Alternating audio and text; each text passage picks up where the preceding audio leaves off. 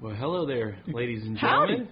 Howdy. Welcome back. Those of you that did come back or are coming back or maybe, thank you for coming back, I guess. Yeah. We got a lot of hits last time. Let's just point that out real quick. I wouldn't say a lot. I would say it's a good amount. I would say it's pretty impressive. Look at here. Let me open the page real quick. Dude, don't do that. What are you doing? I want to shout out all of our supporters. Wait, Can we just do continue?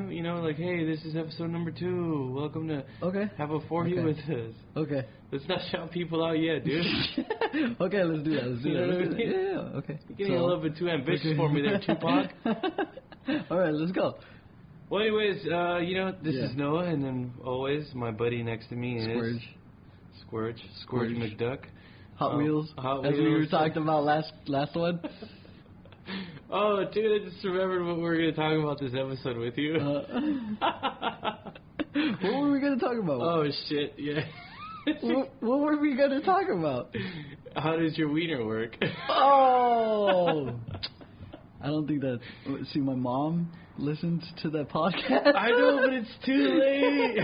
It works like any other. It's out. There's really no wait, we're not going to talk about it yet. First of all, we have to introduce our very first fucking guest in the podcast. He's not in yet, but this guy, his name is Chuck Schwartz. No, he used to be called Chuck Schwartz. His name is Chuckymillions. Chuckymillions. Chuckymillions. Dude, we should let him know he should change his name to Millennium Charles. Millennium Charles? Well, anyway, he is a great, fantastic guy. He is a writer. A great writer. Fantastic videographer. Fantastic director. Yeah. An amazing human being, inside and out. Definitely. Extremely. Very smart. He's a very smart guy. Extremely good looking. That too. Extremely good looking. Has a fantastic smile, and he's really fit. He totally takes care of himself, and he really does. Eats healthy, eats clean. Doesn't do any drugs. I respect that. I do. Totally respect that. Very respectful. Non-drug users, yeah. Well, anyways, ladies and gentlemen, Dude, I'm not trying to get sued by John Cena. Yeah, shut the fuck up. Hey, no, we won't get copyrighted because it's my version, Yeah, but what if this motherfucker pulls up right now and then we won't be able to see him. He tries to fight me. Dude, that guy, you can't see him, that guy's forearm is as big as my torso. Can't fight that guy. What do you want me to do? What do I do with that guy? You fucking have to hit him with a Hummer, an H1, the original one. Remember the fucking, you know who Master P is, right? Make him say, nah. That motherfucker used to dip in an H1, dude, that gave you half a gallon to the mile. That's what that motherfucker was dipping in. He was paying $5,000 a minute just to make that car run, dude. Yeah. It was a legit tank. Legit tank. I don't think that could stop John Cena though. You can't see him. What, bro? You don't even know who Master P is. Make it say. I really don't remember. Honestly, I don't. Well, I'll look him up. Look him up, but make sure nothing plays crazy because I'm not trying to get sued. What's his name? Master motherfucking P, No Limit Records, dude. Everyone knows, dude. His son is Little Romeo. Oh yeah. I know who he is. Yeah, that dude is super fucking brilliant. Yeah. From Louisiana. Fucking, he's a great guy. I'm pretty sure he's a great guy. Well, anyways, hey. Hey, look who he's in the building. He's in the building. Welcome, man. Sit down right here, buddy. Take a seat. Hello. Hey, there it is. It's him. It's me. Introduce yourself for us, bud. We already did, but... My name's Chucky. I go by Chucky. Man of many names. Man of many names, he is. We're all apparently... But you can call me Chucky. Yeah. That's what my mom calls me, so... Yeah. Mama's boy right there. Hey, you know what? You guys are just talking about Master P. I actually might rewrite a movie for Master P. How cool! Funny that you guys are talking about Master P. Look at it. I swear to God, I had a meeting today that got canceled. I got canceled on by Master P today. So I didn't get to meet him yet or anything, but I got canceled on. So that's a step forward. It's a step. But I guess he's making some movies right now, and he's looking for someone to rewrite a script he has. So Can we talk about it? Are we allowed to talk about it? I mean, I don't know. I don't have the details. No, they were just thinking about me being one of the guys to do it. So. Okay. Okay. What's up? Glad to be here. Well, anyways, this is what we do. We first started off, everybody open up your beers, and then we do a cheers. All right. Yeah, definitely. But so what are we drinking here? Hold on. I brought 2 strongbows. He has a strongbow, and right. we said the I'm drinking over there, I'm drinking Life simply because I'm going to be driving right after this podcast, so you got to be responsible. You got to be responsible. You know what? I was going to ask you guys: is this podcast Google friendly? Can I use Google? While I'm here, am I allowed to pull it up? But I already see Scourge on it over there. Of course. Yeah, I'm on it. Does he go by Scourge on this podcast? I do go by Scourge, yes. Scourge, I told Scourge that when you and I have a podcast together, because, ladies and gentlemen, Mr. Chucky, Mr. Charles here, is a person I want to have to be a recurring guest. Yeah. Right. Woo, get some claps. Get the clap button on.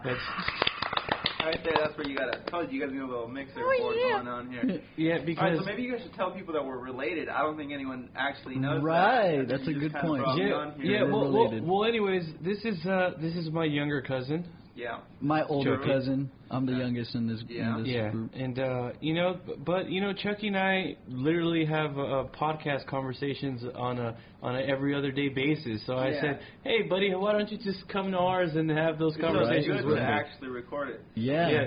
I was like, put it out there so we could actually, like, look back, in the future and look back at... Yeah, I like it. All right, so let me open my Corona, right? Yeah, because you have to. You got a... Oh, I think I got one. Yeah. Dude, you don't carry your lady. Remember I got you that bottle opener, lady? It's inside. Oh. Yeah, I know. You got the... that was nice. Those of you that bottle. don't know, young Scourge just came back from Hawaii. Oh, yeah. That was a few months ago. Right. Yeah. It was fun. It was good stuff. Was it a few months ago? Oh, it was in January. Yeah, it was in January. That was like a fucking month and a half ago. You went to what island? I went to Honolulu. Oh, you went to Honolulu? Honolulu. It seemed like it's fucking 3 years ago. Honolulu looks great, too, though. I want to go there for sure. Honolulu's more city. Yeah. And I've been told that Maui's more island, more country. I'm going to tell you guys the truth. I love shrimp, and the best shrimp I've ever had in my life was from a gas station in Maui. It was so good, I went back to that gas station at least 4 times before I left. It was just like a little 5 shrimp package to, dip it in cocktail or whatever. But it was a gas station that sold the best shrimp in Hawaii. It was pretty interesting. Because in Maui, there's only like one road. So, like, a lot of the businesses are on that one road, Yeah. So the gas station had more than kind of gas. It was like, they had all kinds of stuff in there, including a little deli, which had the shrimp. Right. It's pretty good, though. It's pretty good. That's just cool, in case man. you're in Maui, anybody, go get that shrimp. Do you remember the name of the gas station? It's like, I'm telling you, there's only one road. Something really cool on Maui is, like, how they signal each other that there's a cop ahead. They'll flash their lights at each other, telling each other, hey, there's a cop right in front of you, slow down, Yeah, we do that here too, don't we? You know what? I guess I didn't. No, we see don't. it. We fucking laugh at people. Yeah, I feel like we're more assholes over here. Yeah, we don't give a fuck. Other, hey. No, but I get what you mean. I've done that. I remember being like, watch this stupid motherfucker get pulled over right now for going so fast. Yeah. And I'd laugh. Yeah. Like, ha ha ha. Over there, they're more like, friends, family. Yeah, they're super nice. Hey guys, watch out. Yo, we got too many people here, dude. Yeah. You got like too many goddamn different kinds of people here. You know what I heard though? What I heard. What'd you hear? Is that we can take every person in the world and they would all fit in Texas.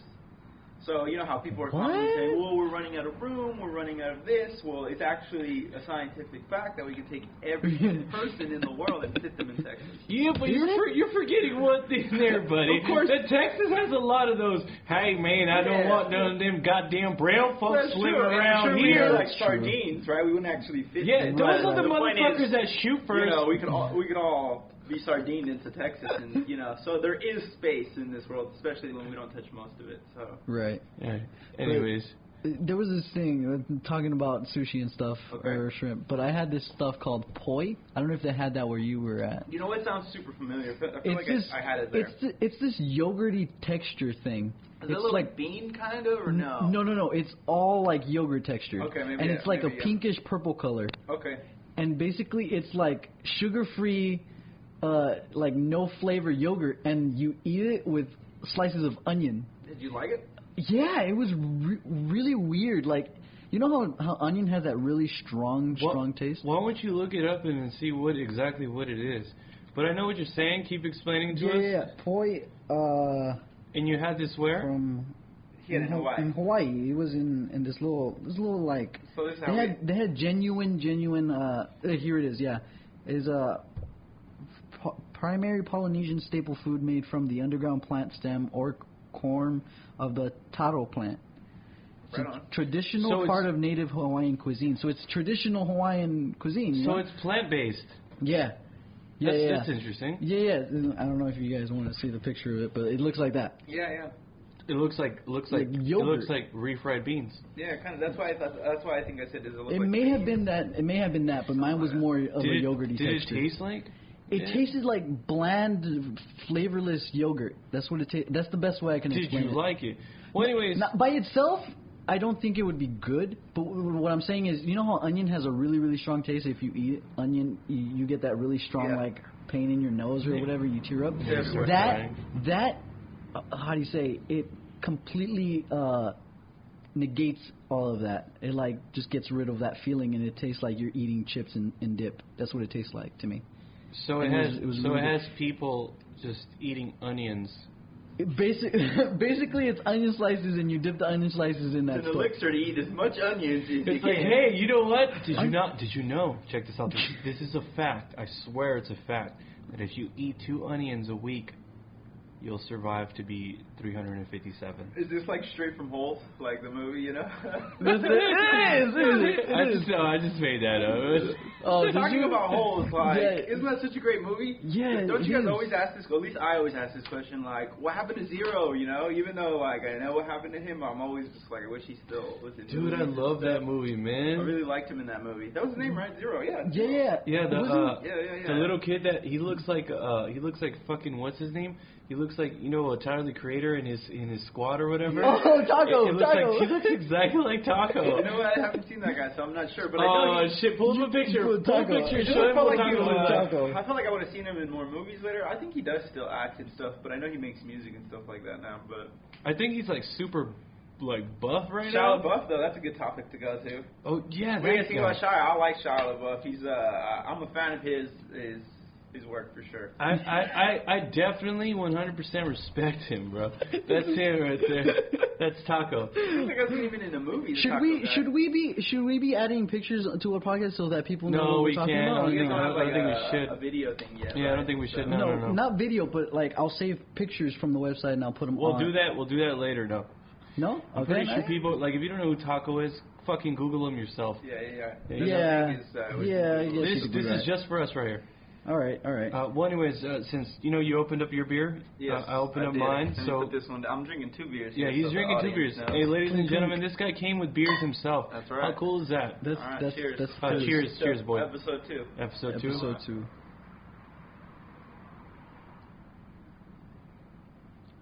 How's that taste? First guest ever. This is not actually that bad compared to what we had last time. Right, we had that steel something last time. Yeah, Steel Reserve. Oh, So for whoever You guys are drinking malt Yeah. liquor. whoever mentioned drinking cobras, hey buddy, we're drinking those right now. Oh yeah. Someone did that? Hold on. You know what? Let me look them up right You now. look them up while we, continue. Right. Yeah. All right, so His name was. Hold on. let's talk about movies because I want to go watch Get Out today. Definitely on my mind. Jordan Peele, I want to talk about him. Wait, was he the guy that did it? Yeah, Jordan out of Peele. those guys. Jordan Yeah. Peele wrote and directed the film. That's why it's having such a large success to it. His name is attached to it, so that's. Are you His sure name he? is doing well. Yeah. Hold on, let me He look. wrote and directed it. I'm sure. 100%. Yeah, unless I have their names wrong because I switched their names. Yeah, that's what I'm saying. No, I do that sometimes as well. I do change Jordan Peele and let me see. Okay. Let's check right now. We have Google. Get Out.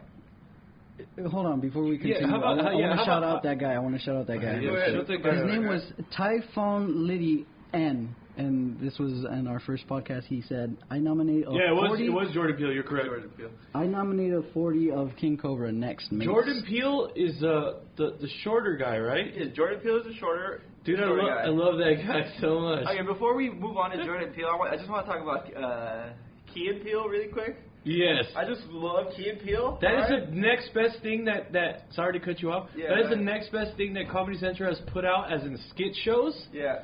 other than Dave Chappelle. Have you watched Key and Peele scores? Oh yeah, definitely. I love their football. What's your favorite skits. Key and Peele skit? I know mine. I know mine. What's yours? Dude, mine is the valet driver. The valet driver! Jesus! Give me your best Liam Neeson! I fucking love that shit. Call him Nielsen. I mean, that's a good one. That's a good one. I just love that one. It's so funny, and they're like recurring characters, and they're skids, and I'm just like.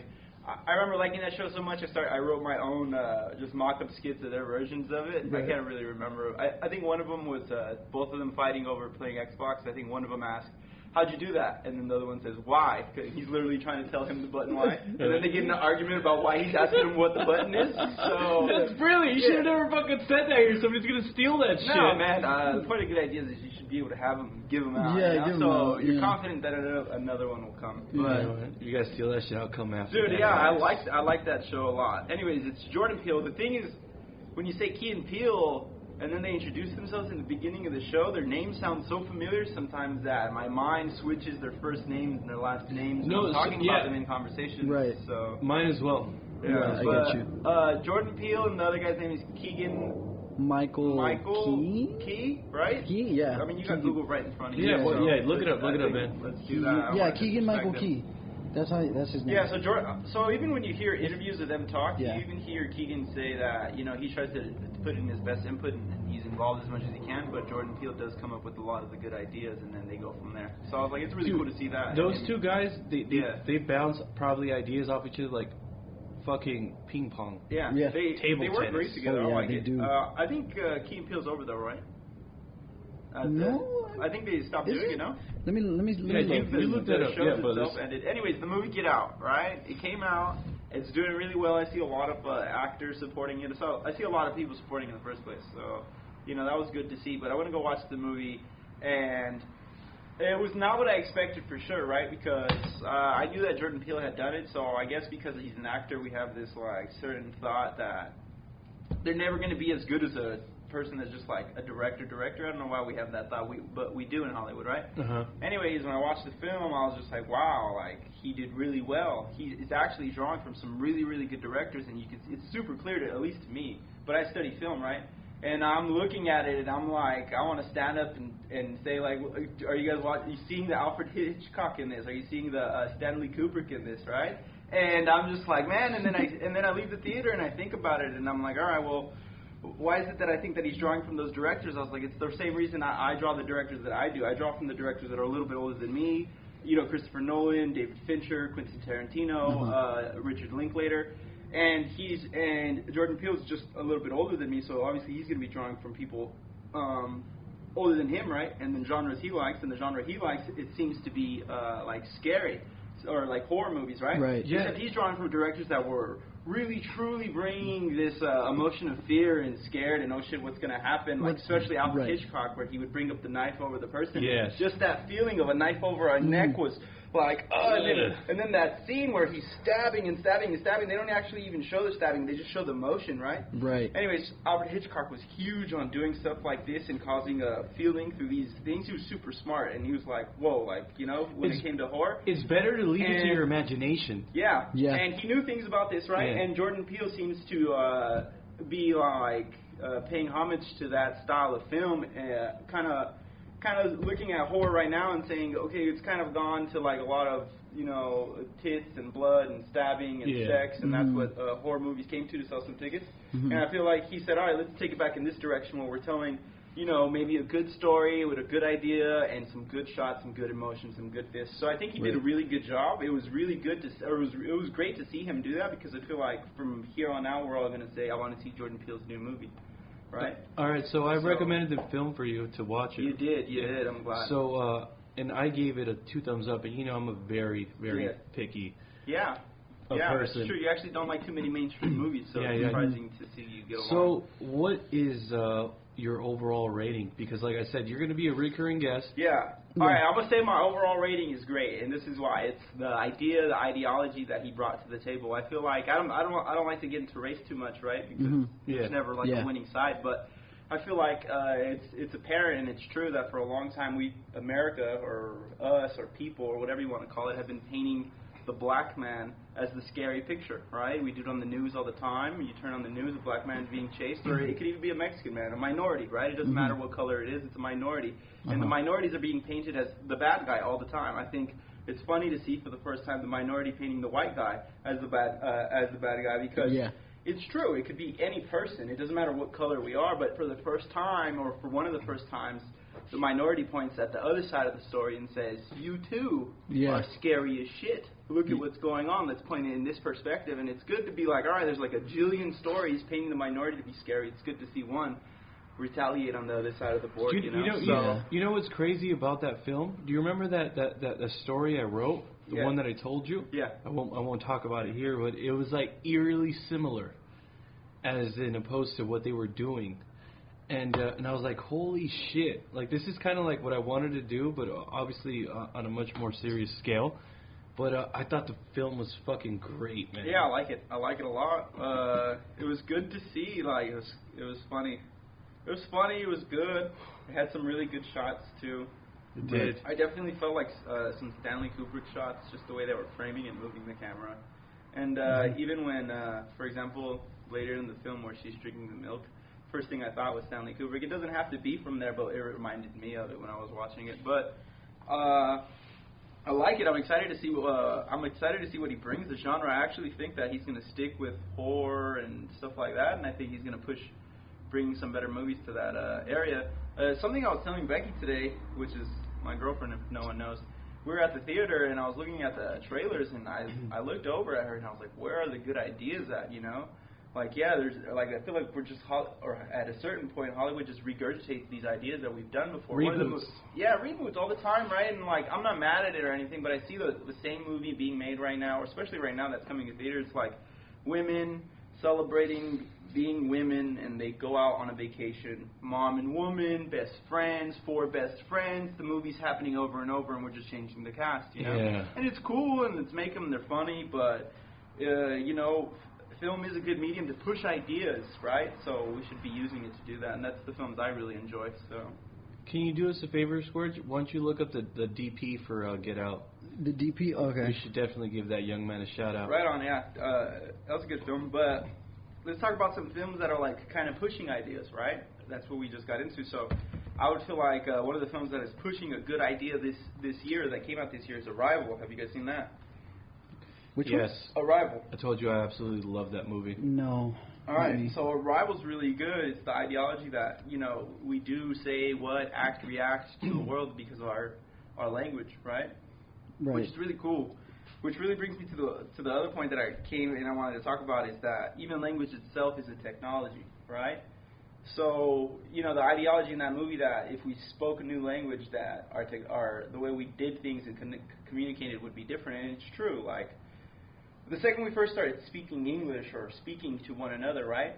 I can describe to you a scene or something like that, right? And you'll have a similar image in your mind than the same one I have mine. So I'm almost transmitting words into your mind, images into your mind from here without being connected to one another, right? So language itself is a very interesting technology. So it was really good to see someone make a film about pushing that forward and stuff like that. And it really brings the idea of that maybe we won't be speaking English the rest of our life. Maybe in the future there will be an English 2.0 or communication 2.0, same way we have language today and we didn't before, right? Right. So, yeah, I definitely think we're going to adapt to a new form of communication, because that is one of the biggest boundaries throughout the entire world, that we don't understand each other.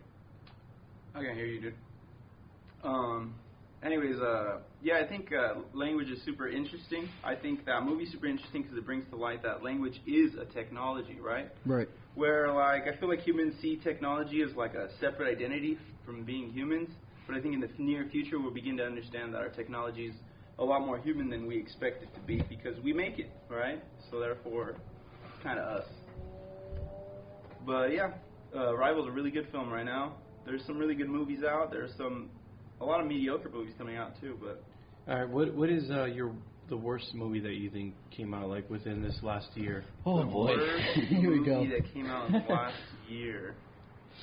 I don't know. There's been a couple. Think? There's been a couple. Let me hear. I mean, The worst movie I can think of is that like a spoof film is those Sharknado films that are coming out, you know. Man, we're talking about man, you know what? Good turnout, so I don't even know what to say about that. Those are great those are great in their own right. Yeah, see, that's like. Yeah, what do you think about those films? I'll never watch them. Like, are they pushing forward film?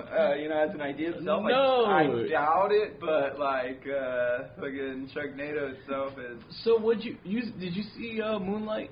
Oh, okay. I mean, people don't like it. I mean, it's one of those films that's like really in the air if you're gonna like it or you're not gonna like it. Right. What'd you think about it? I need to rewatch the film before I give my opinion on the film. I was watching it and then I started getting distracted, so I got to go back and watch it. Oh, again. so that's not a good sign as it is. No, yeah, I'll give. Well, that's not true because I couldn't get through the first episode of Game of Thrones for I tried 4 times to watch Game of Thrones, right? I was like blah blah blah, and then on the 5th time I actually watched from episode 1 to episode 2, and I don't think I stopped for 19 episodes. Yeah. So. That's not true. That a sign that if you weren't paying attention, it's just you're not paying attention. You got to give your full attention to things. You know? Right. That's to pick up on the Game of Thrones thing. I've tried. I tried 10 times to watch it, and then I couldn't get past the pilot for some reason. I was just like not catching on or something. You know, some was missing. And then I started dating a girl who was a super fanatic, and they were like in the 3rd or 4th season, and then she was like, "We're gonna watch Game of Thrones," and I was like, "The fuck we are." But then, then I sat there and I watched it and I was like, holy shit, man, I fucking love this guy. I love Game of Thrones. And I was like, man, I love this. It's the best. But my favorite character gets killed off, Sean Bean. Hodor? Sean Bean. Oh, no, you're talking about way later, dude. Oh, I don't know. I was just... Sean Bean.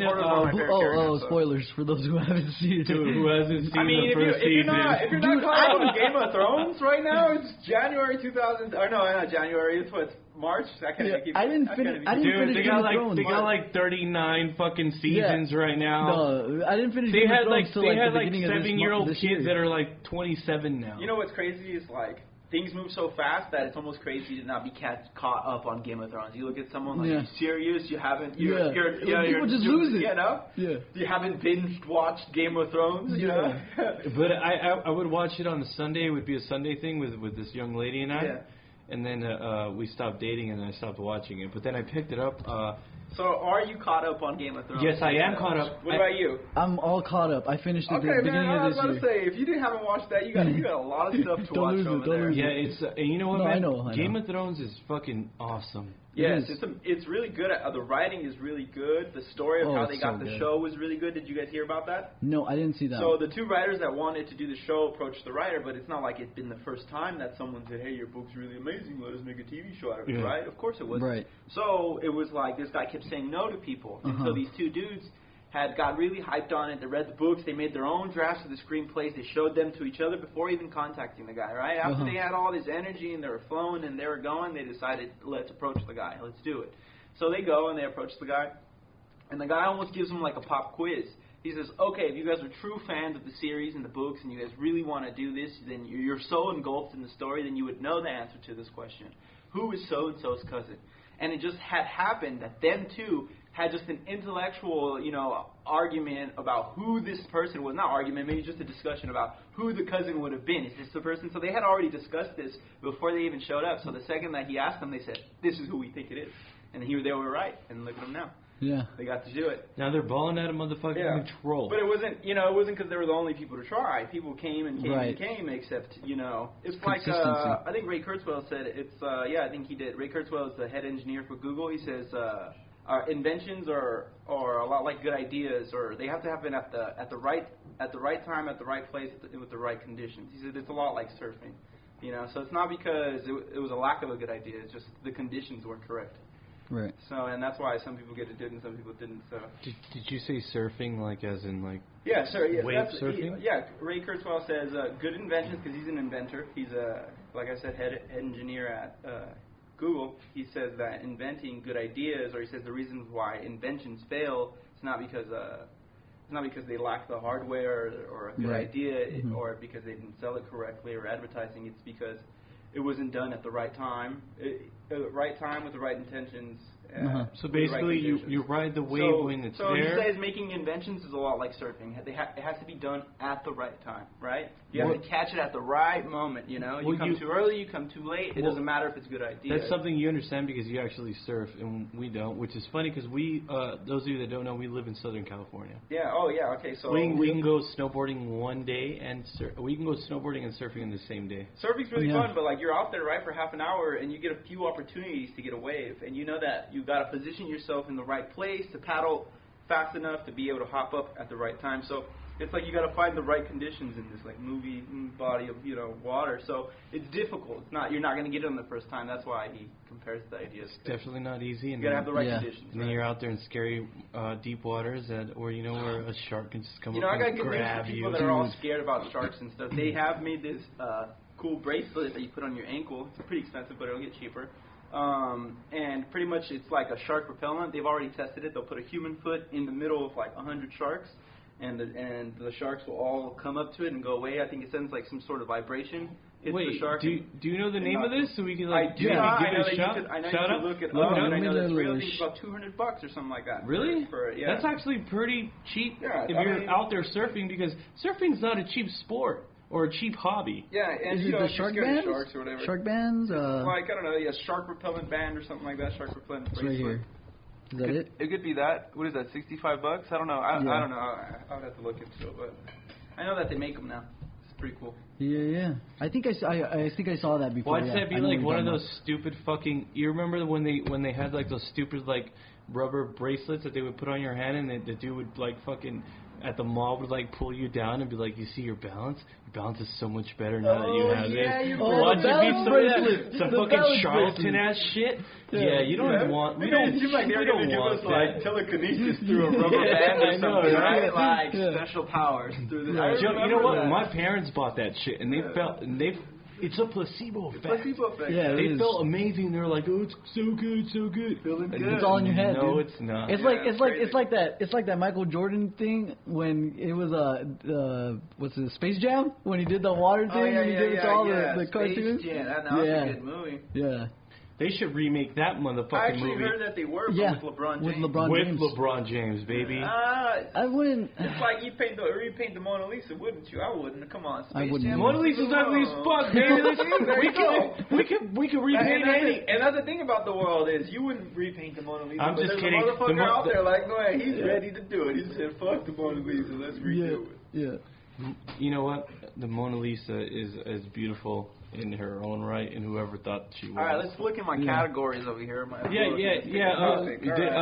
topic. Those of you that don't know, Charles came over here with some motherfucking notes ready to talk about singularity. specific. I don't think we're ready to talk about the singularity. No, we're not. We'll make our way we're to not. talk We'll about make that. We'll make that later. All right, let's talk about. But you should shout out Elon Musk really quick. Yes, shout out to Elon Musk. You fucking, you crazy bastard. Dude, we love you. We support you 100%, man. Keep up the awesome work, dude. I just want to keep being an innovator. Did you guys see his new company he just started? No. He's calling it The Boring Company. And what he's going to do is solve traffic. So he's so from what I can see, he hasn't put too much information out there, but I think he means like boring is like he's going to drill. Pretty much what I think is he's going to drill tunnels through the earth and solve traffic. I'm pretty sure that's what he's doing. He wants to do something like how Japan has like the bullet train. Oh, okay. I know that he has a lot of he's proposed a lot of ideas.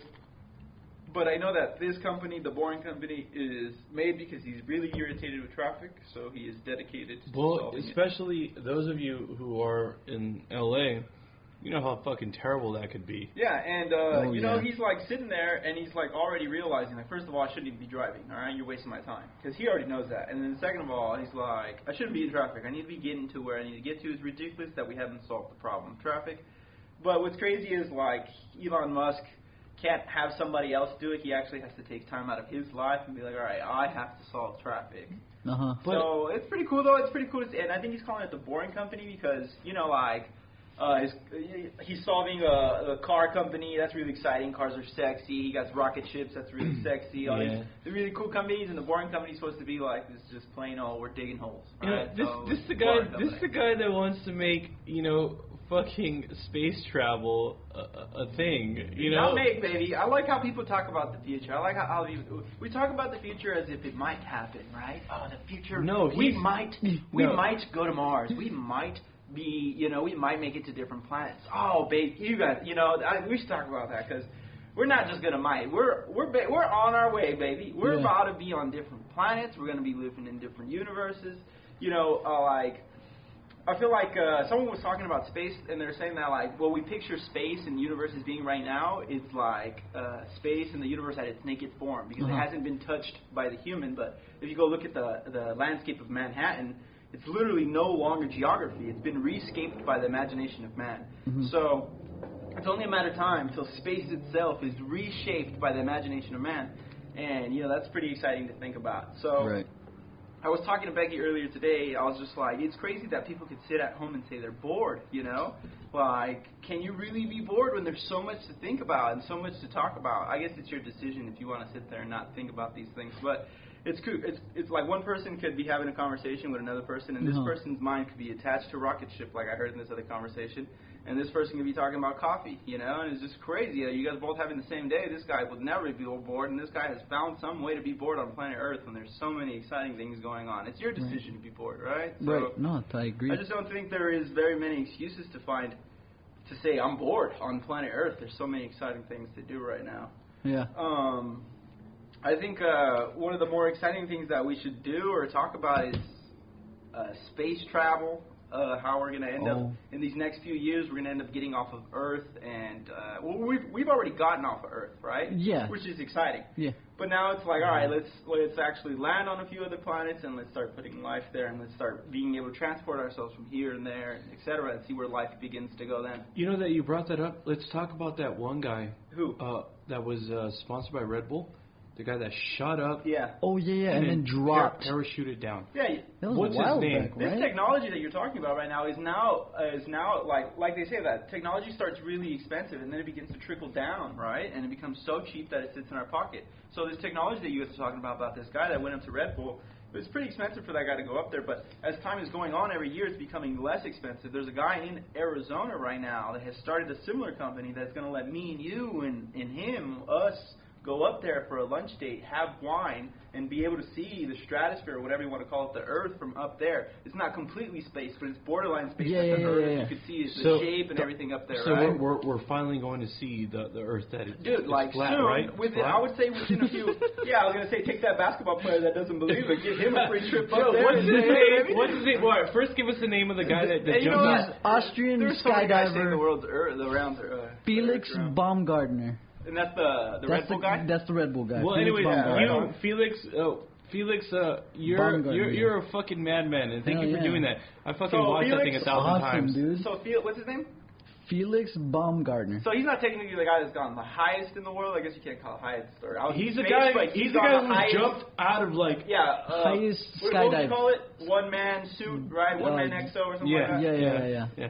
Well, anyways, bring up the basketball player that believes in flat Earth. Oh, I don't even want to make fun of him. I want to make fun of him. I want to make fun of him. You know what? Neil deGrasse Tyson does a real great job at doing this already. He already did it to that rapper. What's his name? B.O.B. Yeah, man, he put him to shame with words, bro, and he did it on TV, and I was just ouch, dude. Tyson. Yeah. Oh, okay, I said his name wrong? Oh, yeah, I say his name wrong all the time. Neil deGrasse Tyson? Yeah. Not Terrace. No, it's Neil not Terrace. deGrasse Tyson. Terrace. I messed it up, but I'll get it right. Right now, I'm trying to work on remembering more people's names and quotes. And I'm pretty sure. Like you in your line of work, how many people that you've met, and how many names have you forgotten? Yeah, I forget a lot of names. I've only done a fraction of what you've done. Yeah.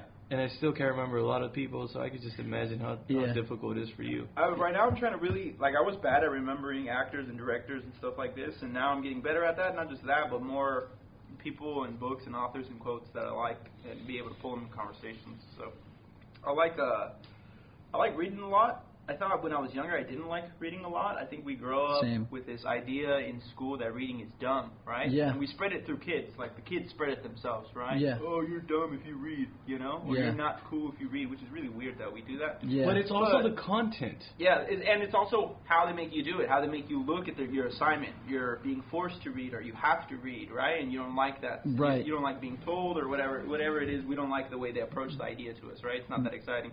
It's like, I think the book, for example, you know that book Great Gatsby, right? They make you read it in school, right? Yeah, You know, you watch the film and it's amazing, and if someone would have told you that the book was about this, you would have read it by yourself, right? No problem. Exactly. Yeah. But because they don't approach the idea in an enticing way, and they tell you, sit, read for 15 minutes, give me a report or something like that, it turns you off from reading, right? And you're, totally. So I think when I grew up, I didn't want to read at all.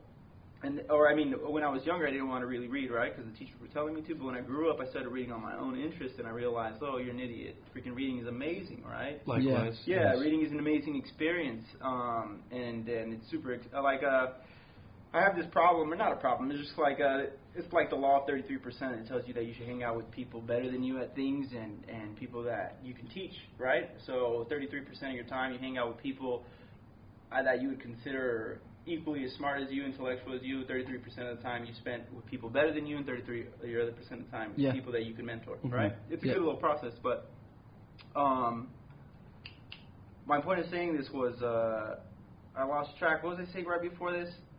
This is about books. Okay, sorry, I lose track when I go into books sometimes. All right, anyways, my point was this, is that I was having problems finding friends in the upper 33%, right? Right. And then when I started reading books more and more, I realized that my friends don't necessarily have to be real in life at all. They could be friends in books. They could be authors or people that I'm reading about in books, because you could return to that book, right? So that's what I started doing, is because the idea of finding a mentor as a director, right? Like, how am I going to get Quentin Tarantino to be my mentor, right? It's a really hard task to do. Yeah. It's hard to even get a conversation with the guy in the first place. But by reading his biographies and his books and things he's put out, I kind of have him mentoring me through the knowledge we have of him, or his interviews. I have a book of every interview he's ever done, or things like that. So through the book, I was able to get Quentin Tarantino to mentor me, even though the man doesn't know me, right? Yeah. So that's why I like books a lot, because we can find friends within these books, mentors within these books that we can't regularly access, and further educate yourself with these people's knowledge and stuff like that. So I like books a lot. Yeah. But I didn't know this when I was younger, right? The idea was put off. It was definitely a bad thing. Yeah, that's what it felt like, right? Well, I mean, like, you have to see, like, you have to understand, for us, we didn't grow up like in super awesomely wealthy areas, You're right. And so our surrounding people that we had that were our friends were they were like up to no good, And it's not that the friends that I grew up with aren't doing good right now. Did we all go to elementary school at Mango? Yes, we all did. Yes, we all went there. We all went to elementary school in Fontana. So yeah, Fontana was an interesting place to live. Yeah, it was. Yeah, believe it or not, it was like one of the biggest like steel reserves of all time here. Peaceful little city. Well, there. Yeah. Yeah. Right on. So let's talk about a subject that I like a lot, right? Which is the future. All right. So I am really, really into the future. I'll say it right now. It's kind of new thing going on in my life. It's a new thing that I've been looking into, right? I've been getting into really like futuristic authors and people that are into the future. Let's see. Let's start by shouting out the guy that got me so interested, which is Jason Silva. So Jason Silva is really cool. He's go ahead. Jason Silva, good job, buddy. Yeah, so he's awesome. Jason Silva he's the host of Brain Games on Nat Geo. I love that show. He's also the host of a new show that just came out called Origins, which is pretty much goes back to the origins of our technologies, I think, or how we became the people we are today. So the first episode was about fire, right, and how fire came to be and what it did for humans, etc. So they go to the origin stories of these things, right? Mm-hmm. So that's a really cool show, but the reason why I'm shouting him out is because I think kids nowadays, or people nowadays, like, are afraid to say who inspired them to become or do what they want to do, and I think that's ridiculous. You should go out and say, this person inspired me, right? Or this person, I like this person, I want to be like them, or more like them, Yeah. I think, sorry to cut you off, but I think that, kids that grew up the way we did, or growing up the way we did, yeah, I think they should look to see to somebody who's actually intelligent or actually doing something, and to not be afraid to like certain different things, you know? Definitely. If your friends want to go do drugs or go do things like that, because that's what's popular with the youth. Yeah. Yeah. And if that's what your friends want to do and you don't, you want to go learn, you want to go read a book, go read a book. Yeah, one of the bad things about, I think, high school is that we all go through conformity, which is we all want to be like one another. That's why we start smoking cigarettes. That's why we start dressing alike. That's why we start having similar habits, you know? Yeah. And what sucks is if you really want to be like if you really want to be yourself, conformity is not the way. It's kind of the opposite way, right? So You're not really going to be yourself until you start being yourself, not like being like everybody else. Exactly. I think that's why one of the cool things that Shakespeare says is know thyself. It's super important. The more I think about those words, even though they're such a small sentence, the more I realize what they mean, you know? Mm-hmm. I think to find meaning in your life, purpose, or who you want to be, you really got to know thyself, right? Know who you are. How can you know where you want to go if you don't know who you are today, right? How do you know what you want to do if you don't know who you are today?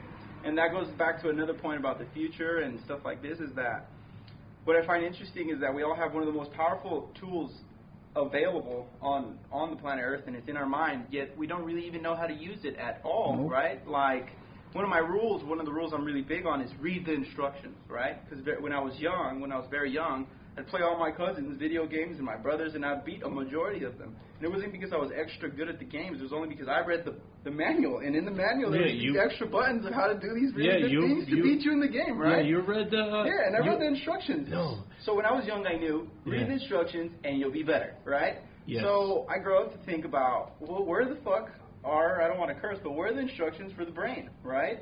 Where are the instructions how to use this really powerful thing going on up here?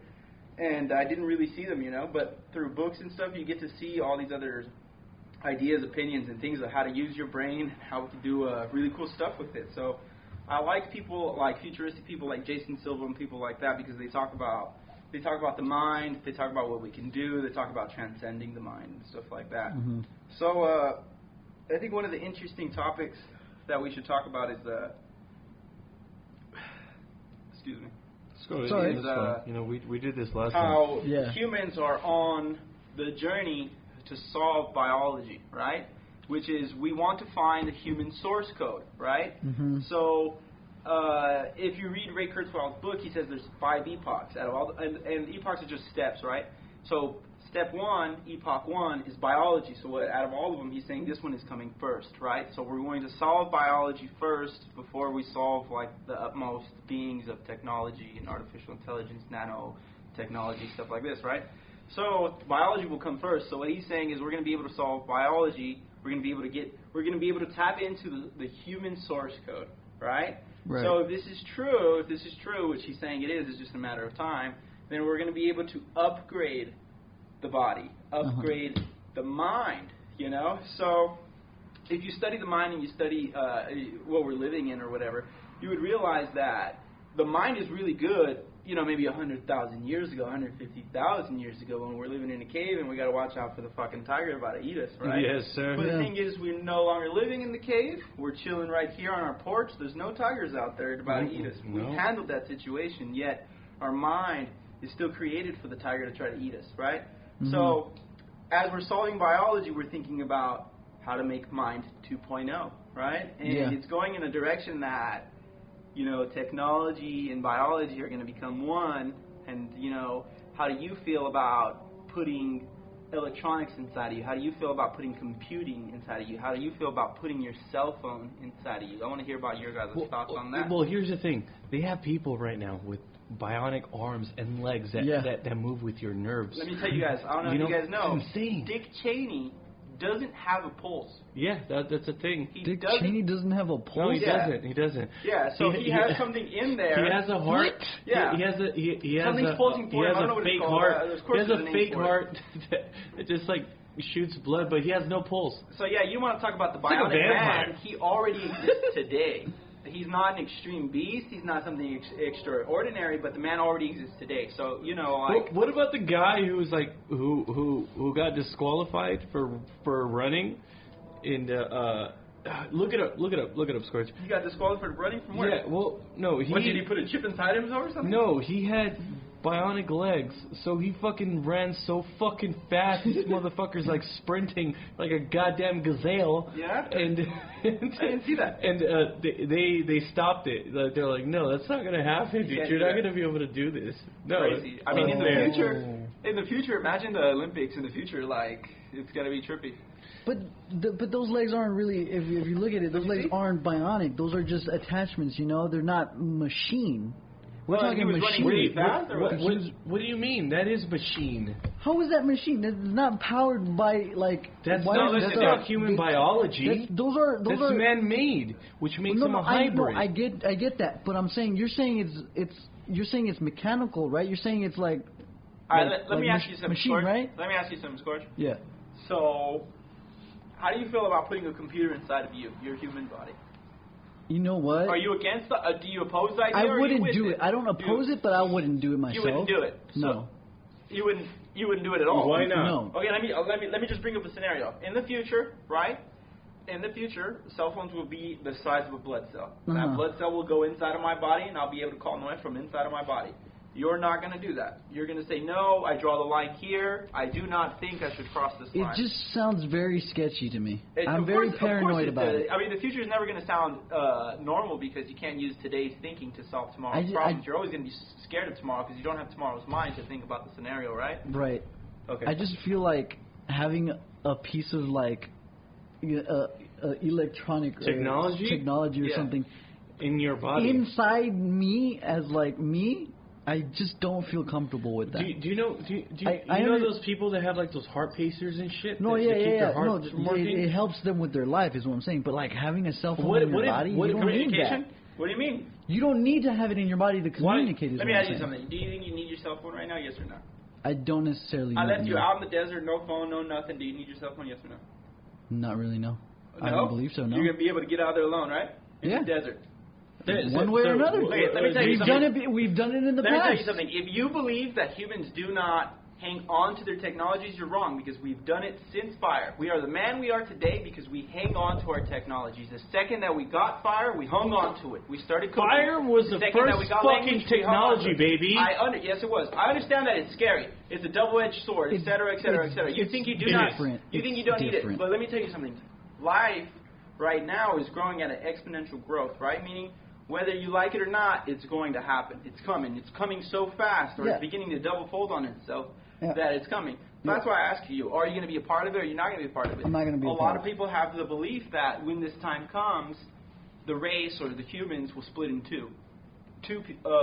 One group of people that's probably going to decide that it's okay to put these computing pieces inside of us to make us different, and it's okay that we're advancing our genetics and our biology and we're making the human 2.0. And then there's going to be the other group of people that says, no, do not put these chips inside of me. Hey, do not put these computers inside check of me. this out. Do not put these let me blow your mind right now. Let me blow both of your guys' minds right now.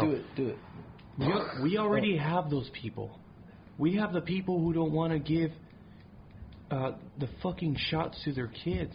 Yeah. Oh no, yeah. We have those people that don't want to give the vaccines to their kids because they think they're going to give them fucking autism. So you think that in the future you're not going to want to use the benefits of technology then? All right, I just want to say something. It differs. I don't want to say something. Different. You already today use it and depend on it. People look at their cell phones, right, as if it's a separate identity from the human being, right? They look at it and they're like, I am human and cell phone is cell phone. We are two different things, right? Exactly. But let me tell you something, all right? You already are an advanced human right now because I can ask you any question in the world, and within a minute or two, right, the response time, a minute or two, you could give me the answer. And let me tell you a further thing. That information is not even stored in your mind. You do not even have the answer, yet you are capable of going out there, giving me the answer within 2 minutes.